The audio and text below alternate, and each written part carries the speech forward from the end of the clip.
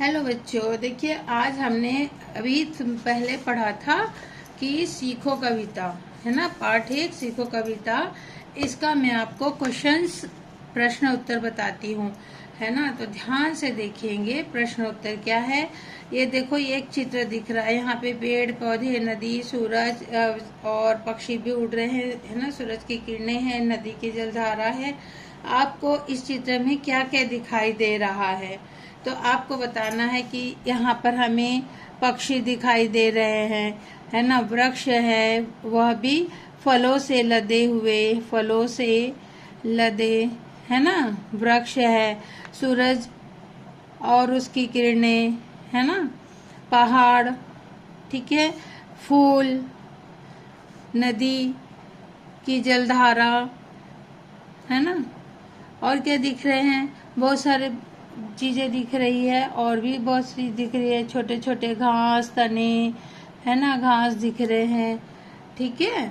चलिए अब दूसरा क्वेश्चन देखते हैं। इनमें से कौन कौन सी वस्तुएं प्रतिदिन देखते हैं। आप इनमें से कौन कौन सी वस्तु प्रतिदिन देखते हैं। पक्षी देखते हैं, है ना, पेड़ भी देखते हैं, फूल भी देखते हैं, और सूरज की किरण भी देखते हैं। सूरज को भी देखते हैं, सूरज की किरणें भी देखते हैं। अगर जल्दी उठेंगे तो हम लोग जल्दी देखेंगे। उगते हुए सूरज को देखकर आपके मन में किस प्रकार के भाव जगते हैं, बताओ। जगना और जगाने के भाव, जगना और जगाने के भाव, है ना, ठीक है। रंग बिरंगे फूलों को देखकर आपको कैसा लगता है। हमें मुस्कुराने का मन करता है उन्हें देखकर, है ना। और हंसने का भी मन करता है थोड़ा थोड़ा। कभी कभी कोई कोई फूलों के ऊपर तितली भौरे मंडराती, इधर उधर फूल होते हैं। आप उसको देखोगे कि इसको सूरजमुखी, अक्सर क्या होता है, सूरजमुखी जो एक फूल है, और वो क्या करता है, हमेशा सूरज की तरफ ही मुंह दिख करके अपना काम करता है, ठीक है। अब हम आगे देखते हैं क्या है। ये हमारा है किससे क्या मिलान करना है ना। आपको दिख रहा है बच्चों। चलिए, जो भी है, अब दिख रहा है, हाँ। देखिए किससे क्या मिलान करना है। सूरज, अब यहाँ पे देखेंगे लिखा है हंसना, जीवन में सदैव आगे बढ़ना, जगना और जगाना, अंधेरा दूर करना, गीत गाना और शीश झुकाना, ठीक है। हाँ, तो अब हम क्या करेंगे। सूरज हमें क्या बताता है, जगना और जगाना, तो हम उसको इससे मिला देंगे, ठीक है। सेकंड नंबर पे है फूल हमें क्या सिखाते हैं, हंसना और हंसाना। दीपक हमें क्या बताता है, बताओ जरा। अंधेरा दूर करना हमें सिखाता है, इससे मिलाएंगे। अब भौरों क्या करते हैं, हमेशा गुनगुन गाना गाते हैं, तो भौरे क्या करते हैं, गीत गाते हैं। वृक्ष, तरु की डालियों से सीखो झुकना और झुकाना, यानी सिर झुकाना हम पेड़ या तरु से ही सीखते। तरु को ही वृक्ष या पेड़ कहते हैं, ठीक है, पर्यायवाची शब्द है। अब ये क्या है, जलधारा हमें क्या सिखाती है, सदैव जीवन में आगे बढ़ना।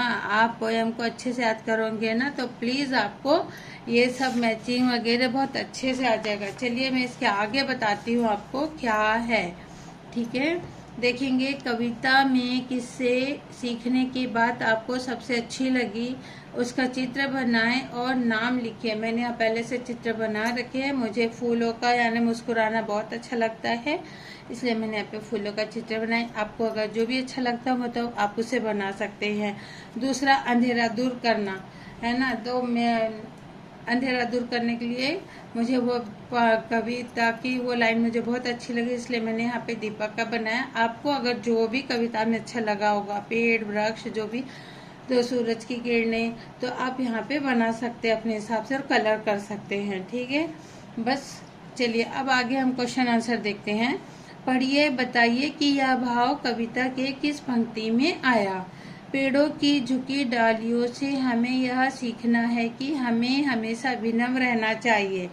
यह कविता की कौन सी पंक्ति में है, तरु की झुकी डालियों से नित सीखो शीश झुकाना, ठीक है, ये वाला है उसमें। फिर सेकंड नंबर क्या, हवा के झोंकों से हमें सीखने का, हमें कुछ न कुछ काम करते रहे। ये कौन सी कविता में है, सीख हवा के झोंकों से लो, कोमल भाव बहाना। ठीक है। नदी नहर से हमें सीखना है कि जीवन आगे बढ़ने का नाम है और हमें आगे बढ़ते रहना चाहिए। कविता की कौन सी पंक्ति है? जलधारा से सीखो जीवन पथ में बढ़ना। ठीक है बच्चों, अगर आपको मेरा ये वीडियो अच्छा लगा होगा और आपको इसी तरह के क्वेश्चन आंसर्स वगैरह और भी कुछ चीज़ें चाहिए तो प्लीज़ मेरे वीडियो को लाइक करेंगे, शेयर करेंगे, सब्सक्राइब जरूर करेंगे, ताकि मेरा इसी तरह का आपको आंसर, क्वेश्चन वगैरह सब कुछ मिलेगा। थैंक यू बच्चों, दिल से बाय बाय।